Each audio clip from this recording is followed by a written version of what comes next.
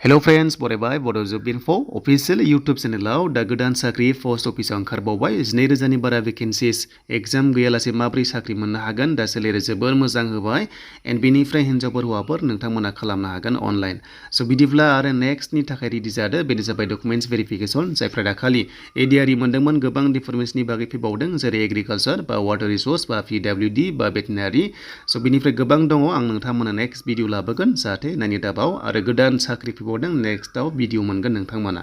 सो लोगोफोर गोबाव खालामा जों थांग्रानिफ्राय अफिसियेल वेबसाइटआव बे पोस्ट अफिसनियाव एन्ड बेनिफ्राय सो नोंथांमोना डिटेल्सखौ नायदो माब्रै सिलेक्शन खालाममारगोन एन्ड बेनिफ्राय सोरबादिया मोननो हागोन आरो रिसेन्टलि मेट्रिक पास जानाय एप्लाइ खालामनो हागोन ना हाया बेनि सायावबो आं नोंथांमोननो डिटेल्सखौ होगोन सो बिदिबा जों फैबा अफिसियेल वेबसाइटआव सो नोंथांमोना स्क्रिनाव खारबाय थानाय मोनदों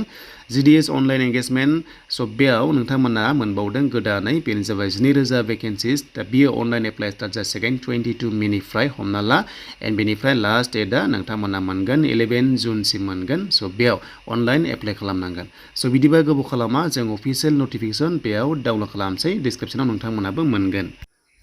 दा बे जाबाय जोंहा अफिसियेल नटिफिकेशन लिंकआ मोनगोन डिसक्रिप्शनाव चेक खालाम एन्ड बेनिफ्राय नोंथांमोननि लास्ट डेटआ जाबाय जोंहा 11 जुनसिम थागोन सो नोंथांमोना चेक खालामबानो जाबाय डिसक्रिप्शनाव गासैबो दङ आरो एडिट खालामनो हानायनि अपसना फैगोन नोंथांमोनाहाय नेक्स्ट डेनिफ्राय सो फर्स्टआ मोननै रोखोमनि बिपिएम बेनिफ्राय एबिपिएम दङ दा स्केल फेया नायोबा नोंथांमोना जोबोर मोजां 10,000 निफ्राय आप टु 29,000 सिम जागोन पर मान्थ नोंथांमोना मोननो हागोन बेखौ स्क्रिनशट खालामना ला बेनिफ्राय पोस्ट वाइसआव नोंथांमोना एप्लाइ खालाम एन्ड बेनिफ्राय दानिया क्वालिफिकेशन सो नोंथांमोननि क्वालिफिकेशना बेसेबां नांगौ पोस्ट अफिस एप्लाइ खालामबा बेखौ जों मिथिनांगोन आरो बे जब रलखौ नोंथांमोना माखासे नायदो day to day postal operations of branch बेबादि दङ सो बेफोरबायदि रलनि जाय खामानिया पोस्ट अफिसाव जि जाय मिथिखागोन एन्ड बेनिफ्राय बेखौ दोनथ'नानै जों दानिया क्वालिफिकेशन नायनोसै सो जोङो बैसोखौ नायोबा मिनिमाम 18 इयार्स आरो मेक्सिमाम 40 इयार्स नर्मेलाव बाट जोंनि एसटिफ्रा 45 इयार्ससिम मोनगोन मानोना जों 5 इयार्स बारा मोनो एन्ड बेनिफ्राय नोंथांमोना 10 पास जानांगोन अके 10 पास जानांगोन पार्सेन्ट लिरनाय गैया बेयाव 10 पास जाबानो एप्लाइ खालामनो हागोन जायखिजाया बे पोस्टआव 10 पास बेनिफ्राय इंलिश मेथ्स साबजेक्ट थाखायो क्लास 10 आवहाय अब्ला नोंथांमोना हाखागोन एन्ड बेनिफ्राय रिसेन्टलि मेट्रिक पास जानोबो हागोन जुदि बैसोआ 18 इयार्स जाबायब्ला एन्ड बेनिफ्राय आदार क्वालिफिकेशन होनोबा कम्पिउटार नलेज थानाय जानांगोन बेनिफ्राय साइकेल रोंनाय जानांगौ होनना बुंदों एन्ड बेनिफ्राय नोंथांमोना बेयाव कन्ट्रेक्चुअल जब हिसाबै एंगेजमेन्ट जानानै थानो हागोन मावबाय थानो मोनगोन एन्ड बेनिफ्राय नोंथांमोननि पोस्टआ बिपिएम आरो एबिपिएम दङ मोननै रोखोमनि पोस्टआ दङ